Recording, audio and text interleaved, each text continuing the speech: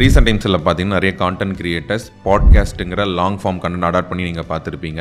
அது வரைக்கும் 60 seconds reels பார்த்துட்டு இருந்த நம்ம எப்போ 60 மினிட்ஸ் பாட்காஸ்ட் பார்க்க ஆரம்பித்தோம். டெக் பொட்டேட்டோ அது வரைக்கும் பார்த்தீங்கன்னா ரீல்ஸ் போட்டுட்டு இருந்தாங்க. ஒரு பாயிண்டில் ஃப்ரைஸ் வித் பொட்டேட்டோன்னு சொல்லிட்டு ஒரு பாட்காஸ்ட் ஸ்டார்ட் பண்ணி நிறைய கெஸ்ட்டை இன்வைட் பண்ணி 1 hour லாங் பாட்காஸ்ட் பண்ணுறாங்க.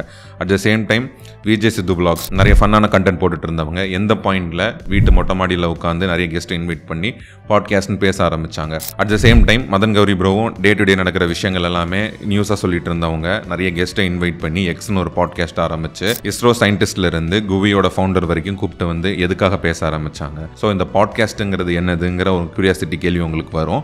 என் பேர் ஸ்ரீராம் செல்வன். நான் லாஸ்ட் 1 years ஸ்டார்ட் அப்ஸ்க்கான பாட்காஸ்ட் பண்ணுறேன். நிறைய ஸ்டார்ட் அப் ஃபவுண்டர்ஸை இன்வைட் பண்ணி என்னோட பாட்காஸ்ட்டில் நான் இன்டர்வியூ பண்ணியிருக்கேன். ஸோ அதையும் தாண்டி இது வரைக்கும் 2 ஒர்க் ஷாப் பண்ணியிருக்கேன். பாட்காஸ்ட் ஒர்க் ஷாப் 0 to 1, அதாவது உங்கள் பாட்காஸ்ட்னா என்னங்கிறத ஆரம்பித்து அதை நீங்கள் எப்படி பண்ணணும், சக்ஸஸ்ஃபுல்லாக எப்படி கொண்டு போகணுங்கிறது மாதிரியான 2 ஒர்க் ஷாப் பண்ணியிருக்கேன்.